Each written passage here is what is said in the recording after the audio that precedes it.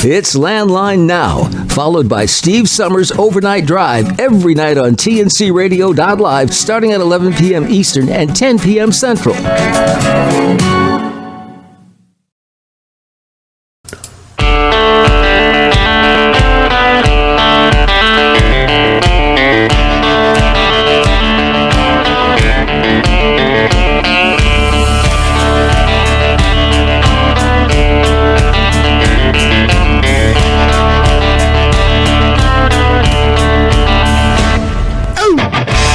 Welcome in TNC Radio.live. We are live on May the 18th, 2023.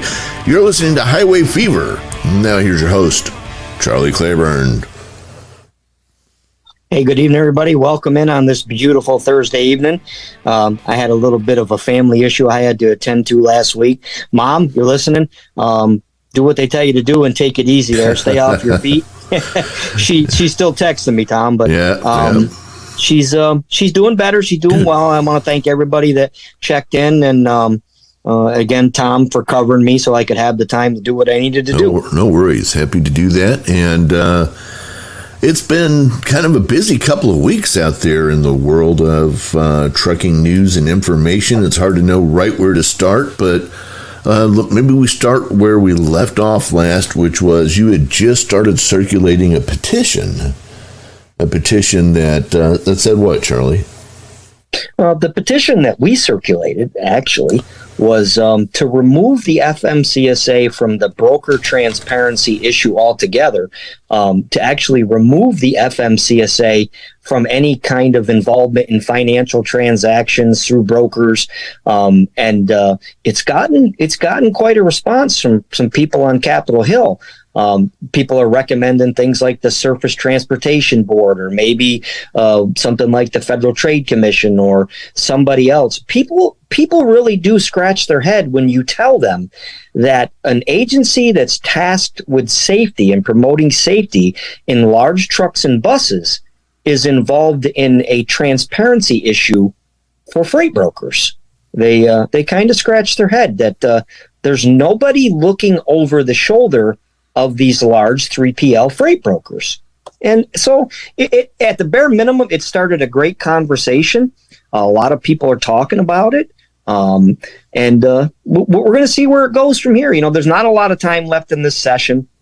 And as we were talking before the show, I think a lot of people somehow think that advocacy in trucking is more like a marathon. It's not a sprint, right? People lose focus of, let's take, for example, the speed limiter issue. And we were supposed to get some answers on that and when we were down to Matt's, and they've kind of put it off. And then we get somebody, a congressman comes out with a bill called the Drive Act. And he's trying to teach the FMCSA and the DOT a lesson, saying basically they're overreaching their authority with the speed limiter thing. Well, Tom, am I wrong in assuming that states were granted the right to make that decision themselves, and that the federal government has no national speed limit? Speed limits are not enforced by the federal government. Speed limits are not enforced by the national government, sort of. Okay. See, there's the caveat. Here's the catch. What the government has said is that you shall not have a speed limit over X given Y population, or if you do, we're not going to stop you, but if you do, you could lose funding for your state. So it's the same way that they control the states in other ways. Yes, you're right. There is not a federal speed limit in the sense of, and with federal authorities out there, trying to catch people going 52 miles an hour, which is the federal speed limit. But at the same time, they do have a speed limit. And again, it's based on in rural areas like west of me by about 4.5 hours. The speed limit's 85 for cars and trucks. And that is a point. You're that's an making a valid point. But Texas had to get permission to do that, if you will, because the national speed limit is 70 now, or is it 75? I forget. Average, yeah. Yeah, but whatever it is, remember 70. when they said when we were going to go 55. Okay, everybody was 55 was max across the board, and the way they controlled that was any state that went above 55, the federal government threatened, or perhaps actually, I don't know if it ever actually happened, but they threatened to take away their share of the tax money that goes back to the states for infrastructure. It's a very real threat, and they do threaten it at times where, for instance, let's take the licensing thing with the CDL training standards that were put in place. There were a couple of states, Montana, Wyoming, and others, that said they weren't going to adhere to the federal government's training standards, and that the threat was made that if they didn't adhere to those training standards and they didn't enforce those training standards, that the federal government was going to take money away from them. And the Montana legislature said they make that threat all the time, and so we're just not going to do it. And it had a lot to do with farmers, agriculture, and people that grew up in the industry being able to go down to the DMV and mom or dad's Peterbilt and take their test and get their license. A lot of these kids are more than qualified to drive these vehicles. So I understand it from both sides, but the federal government did make the threat to Montana for not following the guidelines that were put in place through the new training standards. So the threat is real. So it is a threat that they can wave around. It certainly is a loaded gun. Yeah. Oh yeah.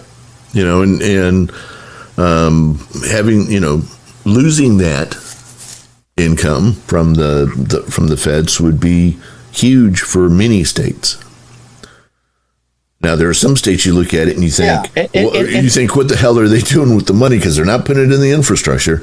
But for most states, if they didn't get, and that's true, because of the way the laws are written, you can't mandate the federal use of the money.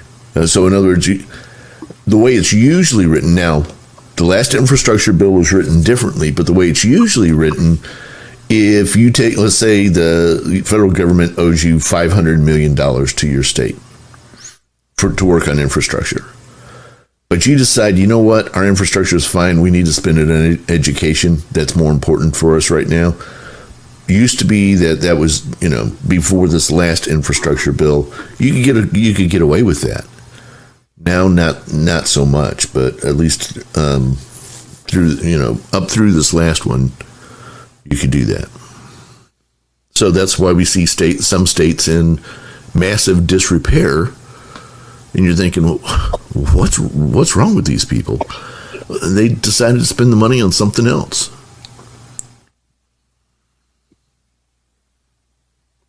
And it's that's one of the threats. And when you try to explain to people process, well, let's go again. We're going to go back to the Drive Act and the bill to stop speed limiters. We're talking about a 7-step process for any bill to become law. He's introduced the bill, so now he has to have sponsors. But after the break, we'll get into the steps and why people don't realize time is running out on the speed limiter thing, because the FMCSA and the DOT have already been served and are being sued by safety advocacy groups, Transportation Safety Alliance, Mothers Against Tired Truckers, Parents Against Tired Truckers, Public Citizen, all these other organizations that were told that the speed limiter thing was going to be done. Now it's not being done, and they're suing the federal government for not enacting the law. This becomes a contentious and very tricky subject because they're ready to announce the speed limiter rule. The process is done. It's supposed to be implemented. So now the courts are going to get involved. So we're waiting for a congressman to get sponsors for a bill so that the bill can be sent to the Senate where it's going to die. Because that bill won't make it past the Senate from the people that we've been talking to all week long. It's going to get tied up. So the FMCSA is going to have to make a decision in September either way. And if we don't start using our voices and calling and making calls and sending emails and doing something. This speed limiter thing, just because a congressman has initiated the process of drafting a bill and getting sponsors, the clock is really running against us at this point. All right. Well, yep. We got plenty to discuss. That's for sure. So let's do this. Let's take our break. We'll be back in just a couple of minutes. You're listening to TNCRadio.live. Stay right there. This info blog on TNCRadio.live is brought to you by the Truckers Network at app.thetruckersnetwork.net. 4 things truck drivers need to know about motor truck cargo insurance. Motor truck cargo legal liability insurance, also referred to as cargo insurance, covers the loss or damage to the freight you're hauling. When hauling cargo, there's always a risk that it could be damaged or stolen. While there are no legal requirements to have cargo insurance, it is highly recommended to better protect yourself and the goods you're hauling. What is cargo insurance? Cargo insurance protects you from financial loss if the freight you're hauling gets damaged or lost. In the event of an accident, cargo insurance pays for the amount you're insured for only if the event is covered. Cargo damage resulting from collision, accidents, fire, and spoilage are examples of covered events in most cargo policies. Benefits of cargo insurance. When hauling cargo, someone's paying you to safely deliver someone's assets from point A to point B. The main benefit of motor truck cargo insurance is that you reduce financial loss if the cargo you're hauling gets damaged. Also, purchasing cargo insurance gives you a peace of mind knowing that you're covered if your cargo gets damaged. How is cargo premium determined? The motor truck cargo rate depends on the type of cargo you're hauling. The classifications include dry van freight, flatbed freight, refrigerated freight or reefer, autos, household goods mover, and hazmat. As there are many different cargo classifications for a motor carrier, discuss with your agent the type of freight you intend on hauling. Insurance carriers generally classify motor carriers with the highest commodities hauled. So even if you only intend to haul autos 5% of the time and 95% of the time flatbed freight, your premium will be based on an auto hauler. This is why it's so important to talk with your agent about everything you'll be hauling. This ensures that the policy is written the correct way and excludes nothing that you intend to haul. Nobody wants to be stuck with a cargo claim commodity that's not covered under their policy. Please note that the coverages, limits, and explanations of coverages mentioned here can differ with every motor truck cargo policy, depending on the type of cargo hauled and carrier requirements. Please discuss what is included and what can be added on or endorsed to your policy or quote with your current agent. What limits are you required to carry? There are many factors that determine the cargo limit a motor carrier should carry. Unlike commercial auto liability, generally the shipper who owns the freight will provide you with a minimum limit required to haul a load for them, not the federal government. The standard limit of cargo insurance for general freight is $100,000, but this limit can differ. For example, if a carrier is an auto hauler, his cargo limit could be anywhere from $150,000 to $1 million depending on the number of autos hauled and the auto's conditions. This info blog was brought to you by the Truckers Network at app.thetruckersnetwork.net.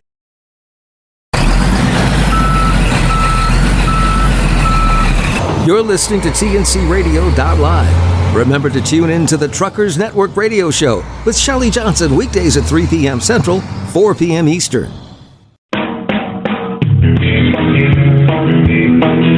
Hi, I'm Charlie Claiborne, and I'm excited to join the TNCRadio.live family.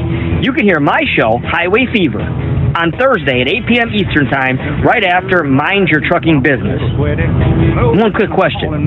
What have you done today to make trucking better for tomorrow? Join me, 8 p.m. Eastern Time, right after Mind Your Trucking Business on Highway Fever. Running hammer down since the sun came up.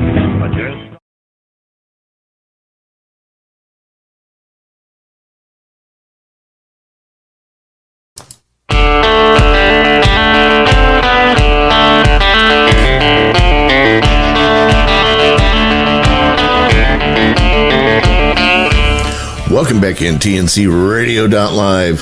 So where exactly is the FMCSA on their current status and conversations around some of these things that Charlie was just talking about, the proposed speed limiter, and of course there's opposition already popping up about that.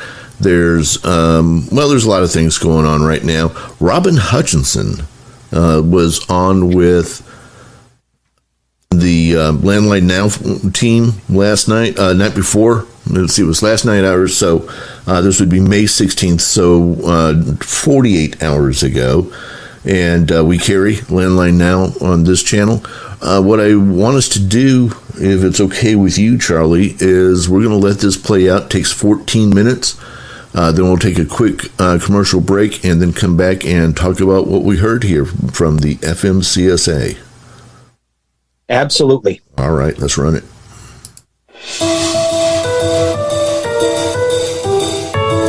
Welcome back to Landline Now.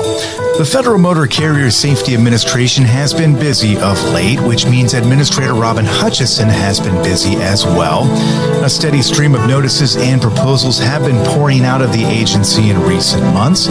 Some, like speed limiters, draw the ire of the trucking community. Others, like doing something about broker abuse and drilling down into the complicated nature of driver compensation, draw praise. It's a fine line. Administrator Hutchison spoke to Landline at her office in the U.S. Department of Transportation building in the Navy Yard of Washington, D.C. She had just finished taking part in an event out front celebrating Our Roads, Our Safety Week. More on that here in a bit. But we started our talk by talking about speed limiters, a sore subject among the truck driving community right now, another possible headache to contend with. FMCSA is exploring the idea of a mandate for heavy trucks, and it seems like everyone has thoughts. The agency got 15,600 comments in response to a recent notice posted online. And while we thought we might hear more about what FMCSA plans to do next as early as June, Administrator Hutchison said it's now likely to come later. And all those comments may have had something to do with that. We'll jump into our conversation on that note. This was her response to my first question about the timeline with regard to the next speed limiter notice. I can say a little bit about this. First, I want to say thanks to the 15,000 people who provided us feedback on the rule. We take that pretty seriously. We might be just a tiny bit behind schedule because we read all those and we use all those. And that's the second highest response we've gotten of any rule that we've ever proposed. You can imagine what the first highest was, but we won't go there. So we are a little bit behind where we thought we would be, and I can tell you that the next step in the process is to issue a supplemental notice of proposed rulemaking. That is where you'll find the actual proposal for the speed that would be proposed for the engine control unit to be set at, but we're also still going to ask some questions. So prepare for round 2 of feedback. Not necessarily June. I know we had heard June. Can we? It will be, timing. You should start looking for that. I will say, and I will reach back out to you if this changes, because sometimes things do. Start looking for it by around end of summer, early fall. So as I said, a little behind where we thought we would be, but we take the comments very seriously, and we need to spend some time with them. Let me ask you about that, because as you pointed out there, a lot of feedback. A lot, right? 15,000 or whatever the final number was there. A lot of them expressing concerns. I know you listen to those concerns. As you said there, you read those concerns. There are plenty of people out there, and I know because I've talked with them, who are very pessimistic about all of this. You know, they think my comment's not going to make a difference. They're not listening, et cetera, et cetera. Can you talk a little bit about how much weight these comments hold, especially from the people who are very concerned, right, that this is going to overturn their business model, et cetera, et cetera. You've heard all the concerns. How much weight do those hold? We wouldn't be taking extra time if we weren't reading the comments and giving them weight in the work that we're doing. And the comments are really important to us, and they hold weight. I have to stop myself sometimes when I'm in active rulemaking, and I think I've said this before publicly, that as we are in this active rulemaking stage, I can't tell you everything that I might be able to tell you when this is all done, but I can reassure people listening that we took the extra time to really know what's in those comments. The FMCSA listening session at Matt's, broker transparency, broker abuse, there were some pretty powerful sentiments expressed there from people who have had bad experiences, quite frankly, and are looking for some help here. Just your reaction to what you heard there from the people, again, who are really hoping that something could be done on this. This is becoming a bigger and bigger body of work for us, just broker work generally, and it's because Matt's wasn't the first time we're hearing concerns around it. And Matt's, in fact, we reopened a public comment period that was previously closed because we thought that folks would want to talk about it, and we have active rulemaking. And again, the rules, I don't expect everyone to know all the ins and outs of rules, which I sometimes don't even know them all. But we formally reopened because we knew that people were going to want to talk about it. I think 95% of what we heard was about broker transparency. That's not the only part of the broker world we are working on, but 95% of what we heard in Matt's was on the transparency issue. What was expressed to us was a frustration that people cannot always see the whole bill, and that sometimes they're required to waive their rights. This is information that is really valuable to us, again, in the sense of feedback that we need as we're developing anything that we do in the way of next steps. And we're working on this issue very intently, and we will be sharing some more information about our rulemaking agenda come this spring's rulemaking agenda related to this particular issue.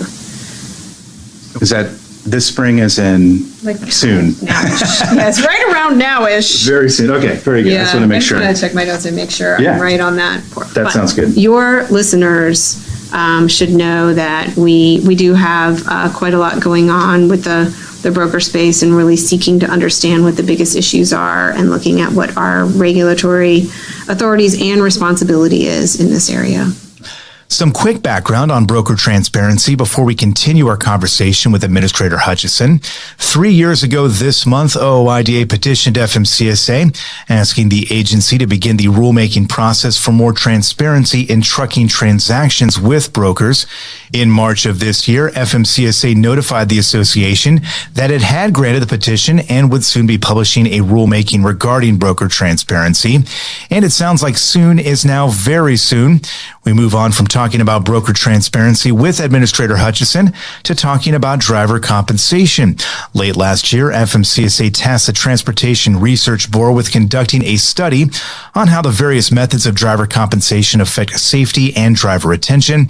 The study group has met several times already, and their work is set to run through July of next year. Driver compensation study, early stages, obviously. The committee's already gotten, I think, just listening to all the conversations, debates, and what have you that they're having, getting some valuable information out there and feedback about the problems and what the problems are and maybe how to solve them. What have you learned from the sessions that have already taken place? And, has anything surprised you about what you've heard there? I am not surprised by anything. No, I'm not surprised by anything that I have heard, but I maybe have been reminded that compensation and the issues of compensation affect different people in different ways.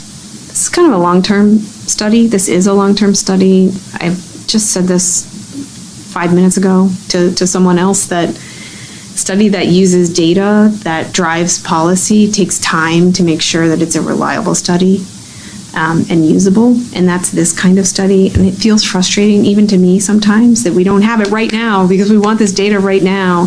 But I am really encouraged that the folks who are doing this study, which we are a part of, are going out. Like, I know we were at the study team, including FMCSA staff, went and listened to OOIDA the OOIDA, I will say. Thanks for, you gave me a look. I'm like, I remember. They're both right. They're both right. So again, just back to that kind of listening, we were at a board meeting May 3rd, I think, and something related to compensation that's so important is you can aggregate it all up, but it won't mean as much if you're not hearing the individual person's experience of how it affects them. And that's the kind of body of work we're building right now, is the individual experience and that effect on a driver of what that means. And then, we got to pair it together with a separate but very related study, the detention time study. So we've got our eye on how we kind of marry up results from one and results from the other to understand not just compensation structure, not just how detention time affects drivers, but does one affect the other? Probably. That's a little bit leading right now. Yeah. Well, and also how they affect safety, because obviously that's what the mission is here. It's all about safety, and our mission is safety. It's always been safety, and all of this work is in service to safety. Because if the conditions for being a driver in the United States are disfavorable enough that people will cycle through and leave the industry, and we cannot retain drivers, they do not stay to become the safest drivers on the road. Drivers with experience are the safest drivers on the road. We have that data. We know that. And so the conditions surrounding the driver, the ones that make them want to stay and become and be the safest drivers on the road, is time well invested on our part. And I've gotten this question before, like, this seems like kind of an odd thing for FMCSA to do. And I think, is it?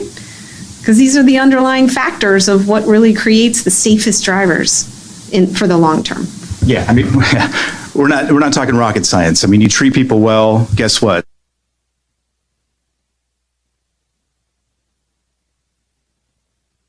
Month OOIDA petitioned FMCSA asking the But I maybe have been reminded that something related to compensation that's so important is you can aggregate it all up, but it won't mean as much if you're not hearing the individual person's experience of how it affects them. And that's the kind of body of work we're building right now, is the individual experience and that effect on a driver of what that means.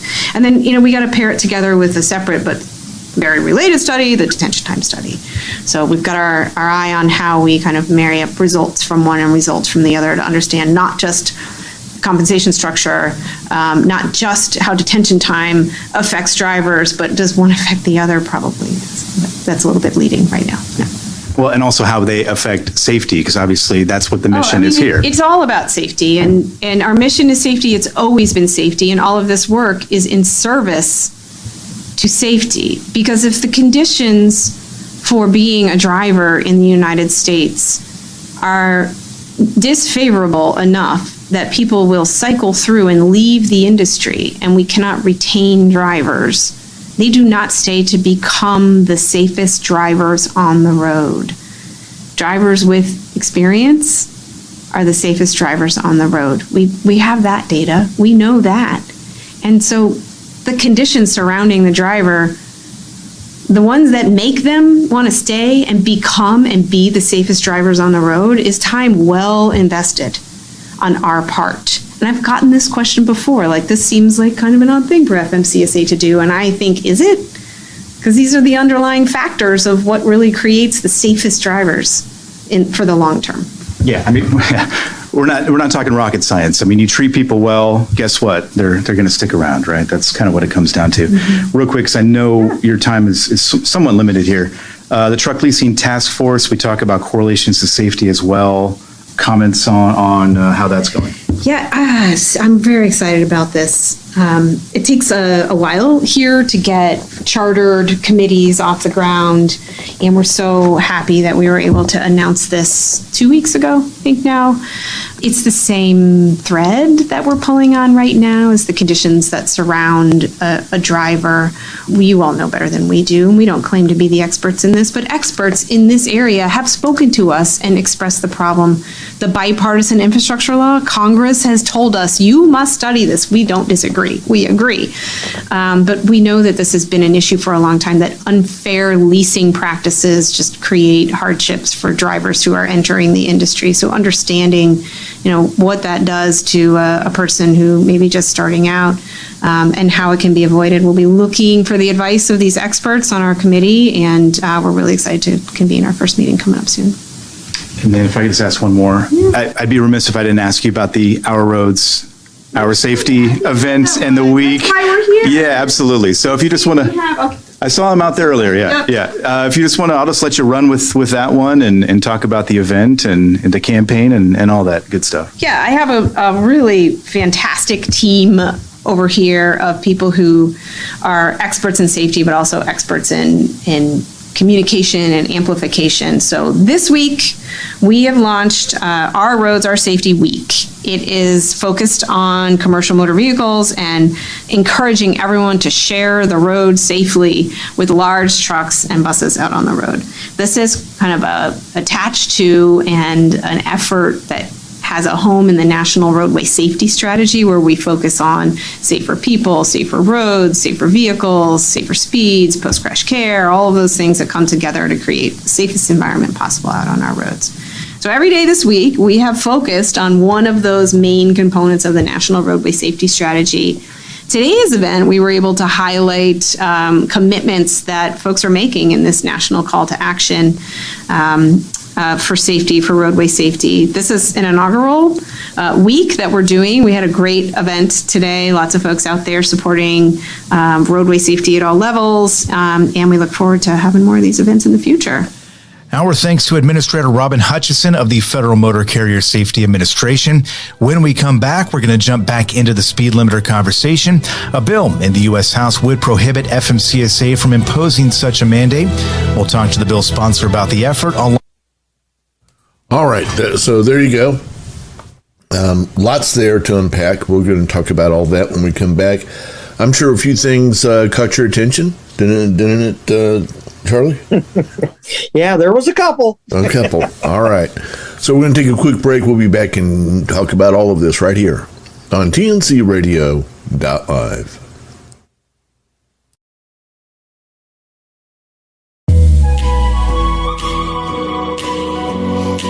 Hi, I'm Dr. Christopher Cortman, and now for the Mental Health Minute. Very often I'll have a patient who'll come in and tell me about symptoms of anxiety or about depression, and they're not sure where it's coming from. They just know that they're hurting and that they have many symptoms that they'd like to see relieved. And I'll ask them to do something for me that helps me to identify what is the chief contributor to their issue. I'll ask them to draw me a pie chart. Have you ever seen a pie chart before? I'm sure you have. Like the government has a pie chart. It's shaped like a pie and it shows spending. And say 40% of it is military and 20% is education or whatever it is, the total makes up 100% of the pie. So I'll ask somebody, draw me a pie chart of your depression. Or how about a pie chart that says, I am your anxiety? Where is the anxiety coming from? And it's fascinating to see the results because people will often draw a giant slice that has to do with their work or their relationship or something from the past that they can't seem to get over. But that gives me the clue to know where to go to help them to finally heal. Try it.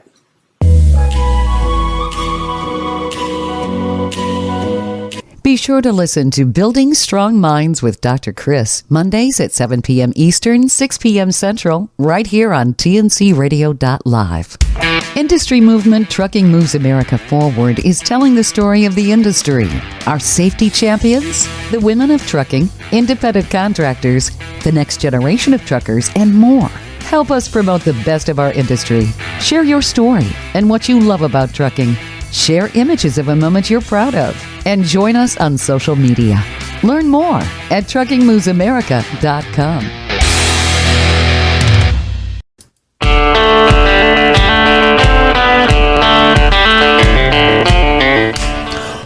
right, welcome back in TNC Radio.live. This is Highway Fever with Charlie Claiborne, and I'm Tom Kelly. Charlie, so we took 14 minutes to listen to this interview between Robin Hutchinson and the FMCSA. Let me say first off, regardless of how you might feel about what Robin says, you have to admit, for what she does, she's pretty good at it. She's, she's given the appearance. Next, Martinez, Robin Hutchins is probably the first FMC administrator next to Martinez that, when the drivers were down there the other day in DC, she went outside and talked to them, and she was very personal, and she took the time to listen. Well, you called she her. Is good. She's a good communicator. During the break, you called her a politician. That's what the job requires. Okay, that's right. Is that she be a good politician? I'm not saying I agree. I mean, I find myself more disagreeing with what she says than agreeing with what she says. But she's the kind of, down south they say she's the kind of person to make you go to hell, tell you go to hell, make you look forward to the trip. I mean, she's so sweet and very, very nice and very political and very, if I was hiring somebody... It's hard to stay angry with her. It's hard to stay angry with her. If I was hiring somebody to do that job, which is a very political job, to deal with the press and the truckers and the Congress and all that, I would want to have somebody a lot like her. Well, I had an issue with a few of the things she said, but I took the time to think about this and consider before I said it. She's new. She's the next in line administrator. There were previous administrators before her, so you can't put all the blame on Robin Hutchins for past problems. And when she made the comment, specifically the broker transparency part, there were many people involved in those petitions and advance notice of rulemaking. SBTC, James Lamb, OIDA. There were a lot of people. So we're going to give credit where credit is due. OIDA wasn't the only flagship. There were other people. The truck drivers were the ones that were on the street in 2020. On day 4, OIDA finally showed up, which was nice, and they gave some support and helped to arrange some meetings. So they got involved. But, it's like anything else. They took their time because they didn't know which direction it was going to go, if they wanted to get involved. But now you got 400 or 500 trucks on the street. OIDA can't be outside; they got to be inside. So they did come in, but they weren't the only ones. So we're gonna be honest, and we're gonna say advocacy was the industry. The industry has been leading the charge on the broker transparency subject. A lot of drivers. So you're talking about the other day. The meeting that happened with the subcommittee in transportation last Wednesday, and I tell you, the comment was made, and I find it interesting that 80,000 uninvestigated complaints of fraud and fraud in brokerage have gone uninvestigated. So up to this point, Robin's trying to do her job now. But who's to blame for the 80,000 uninvestigated complaints of fraud and abuse with brokers and in the brokerage industry? Who was watching them? And why did 80,000 complaints never... The TIA president dropped this on their head in the subcommittee meeting and quickly moved on to something else. So she's got a lot of work to do. And when she said it's a bigger body of work... Who should be doing the investigations? The Office of the Inspector General at the DOT is the top dog charged with investigating these complaints, and somebody had to refer them somewhere, because how do you pile up 80,000 complaints that have never been investigated? Somebody should have to answer that. Is it the FMCSA? Is it the DOT? Which is it? Who's responsible? But the FMCSA doesn't have their own inspector general, right? Because the DOT operates, the FMCSA operates under Pete Buttigieg and the DOT. Right. That is why it's not the FMCSA secretary. They're an administrator. Pete Buttigieg is the Department of Transportation Secretary, a member of the cabinet. He, in the end, and the Department of Transportation is responsible for everything that the FMCSA does or doesn't do. Correct. So they've known about these problems since 2020. And in 2013, there was another memo that was issued about these issues. And so you got 2013. Now we get to 2020 and the problems still exist. Now we're in 2023 and the problems still exist. Look, there are outside factors, the economy, inflation. There are a lot of things influencing the rates currently, supply and demand. You can't deny it. But the broker problem, the transparency problem, has always been here. It's never been dealt with. It's like we were talking about earlier, Tom. The advocacy in this industry, truckers are almost always reactive, never proactive. When the money is good and people are making money and things are fine, truckers don't really bark about much. Even if it's something they don't care much for, they don't bark. But when we're all in lean times and we're in tough times, people start looking for answers. Why is something the way it is? Is the broker transparency thing an issue? It absolutely is. And it has been since it was transferred from the ICC to the FMCSA. Okay. It's an outdated, antiquated rule to begin with. The brokers from the 1980s are not the brokers that we're dealing with in 2023. They weren't in Ukraine. They weren't overseas. They weren't foreign entities. They weren't national, huge conglomerates that did $9 billion in profit a year. Okay. They're different. Would you agree that they're different from what they were under the 1980 Motor Carrier Act? Sure. So something should be done. Something people should be looking into this, and they have. And I think now you're seeing 80,000 uninvestigated complaints. You're seeing members of Congress are starting to ask questions. Organizations like NADRA, CDLU, OIDA, all the SBTC, all these people are beating the same drum. But the fact remains is, how effective can an agency like the FMCSA, even under Robin Hutchins' direction and her trying to be, transparent and trying to work with the industry, are they prepared and are they specifically geared, and do they have experts in financial industry, financial transactions, contract law on the FMCSA staff? Or are they a safety agency, or are they a financial regulator? Which is it? Well, that's one of the things I found interesting about her political posturing was that, so I want you to pick a subject, any subject about trucking in the whole world, but just pick anything. Hours of service. It's a safety issue. Pick something else. Pick something else.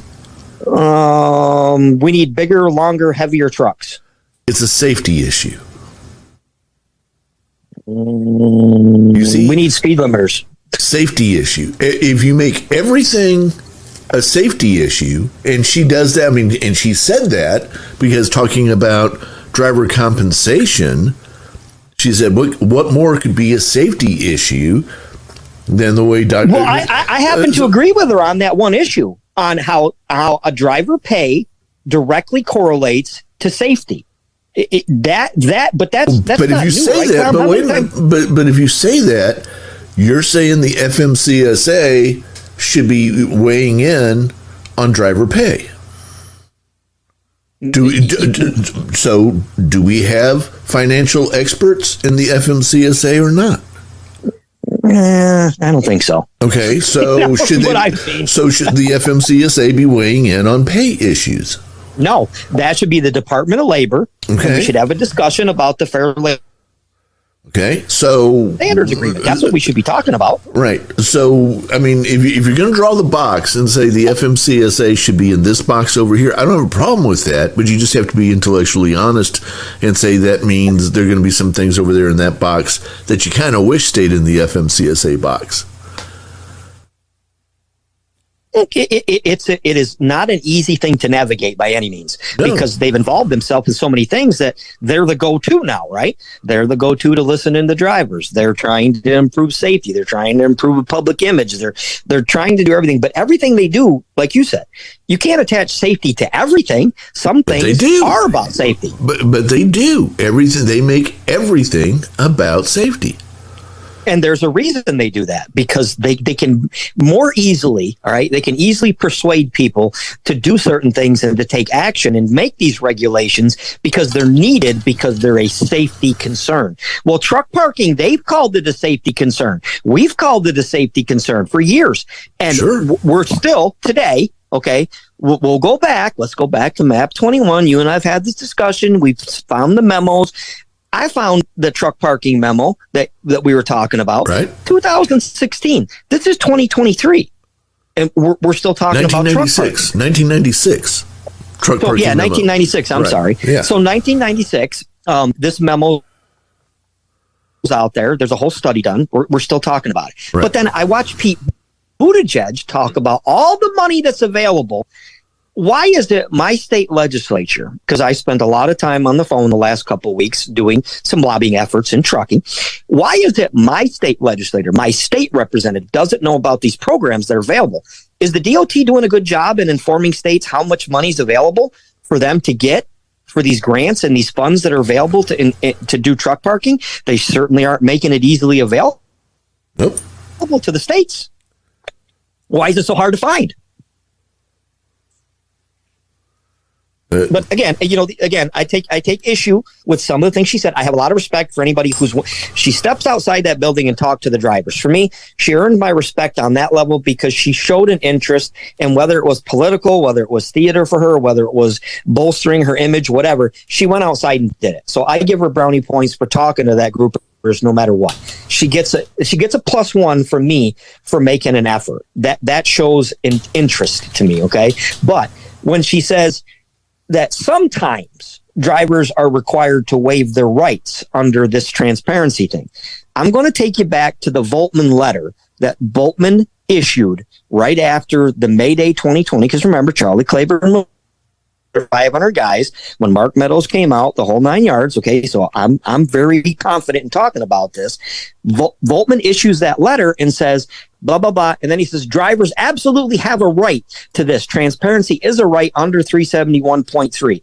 And in the next paragraph, Bob Voltman says, however, when dealing with these drivers and these carriers, tell them, unless you're willing to do this, which is sign away your right, just politely explain to the carrier that our shippers require this. So unless you're willing to sign them away, you've just the number of loads that we have available for you, because this is a requirement that our shipper has. So it wasn't times. It was the president of the TIA issues a memo teaching the TIA members how to put pressure on carriers and evade a regulation. Mm-hmm. I think that's a pretty big deal. The letter's there. They have the letter. So, I mean, why are we still dancing around this issue? What do you mean? Well, we're acting like people want to act like the TIA. It has look, there's a lot of legal things going back and forth over this thing, and the TIA's petition was denied, and then Ann Reinke drops the 80,000 uninvestigated complaints into their lap and kind of pokes the bear like, haha, you denied us, the rule's antiquated, it's outdated, but you have 80,000 complaints, and we're talking about an industry that's complaining about fraud in the brokerage industry, but you guys have 80,000 complaints you haven't investigated. Meanwhile, we have the former president issuing a letter talking about how to evade a rule, and we're pretending like the TIA and this broker transparency thing isn't as big a deal as it is. And again, you have an economy that's not doing well. You have inflation. You have other things that are affecting manufacturing and durable goods. There's less freight, but we also have 2 million 2 million trucking companies out there fighting for this freight, and 4 million drivers. out there fighting for this freight. So there were 1,109,319 carriers, and there were 719,688 private carriers that are accounted for in the current numbers. And we have an economy that's going down. I mean, there's plenty of reasons to blame this. But again, the broker transparency thing has been going on long before the economy started sliding. People are upset because the rates are bad. People are trying to cut back money. Shippers, it's everywhere. I mean, this sounds like we're going around. Didn't we just read an article that was in Fleet Owner where shipping executives said, this is war, we're out for blood because they beat us up for the last 2 years? Why would people make a comment like that if there wasn't still money on the table? Right. Some of this seems just very deliberate. The TIA tactics, the shipper, the executives in shipping making these comments, there are big problems, Tom, and somebody should be investigating them. Absolutely. Hey, we got about a minute left, and we got to close up things for this week. What you got planned for future episodes of Highway Fever right here on TNCRadio.live? We're working on getting Congressman Mike Ezel and some of his people to come on and talk about some of the issues in trucking. I have a couple of guests that are working on why truck parking is important for everyone. And we're going to get some legislative updates from some people that we've been talking to. Cool. Hey, get Babbitt on here. Actually, Bob Murphy was in Brian Babbitt's office yesterday, so we're going to have some stuff to talk about there too. Yeah, and we're actually working with the scheduler to try to get Brian on the show. Yeah, well, be sure to tell them that that I'm in his district. Absolutely, my friend. You see what I'm saying? We want to play that card. Yeah, this is a guy. He's in your district. You might not want to piss him off. So that's right. That's right. So until next weekend, this Highway Fever here on TNC Radio. I'm your host, Charlie Claiborne. Thanks for tuning in, Tom. Thanks for jumping in there and helping me with that Johnny Carson moment today. We'll catch everybody next week, brother. All right. Hey, stay tuned next for In for the Long Haul. We've got Lisa and Candace coming up with you in just a few minutes. Stay tuned. TNCRadio.live.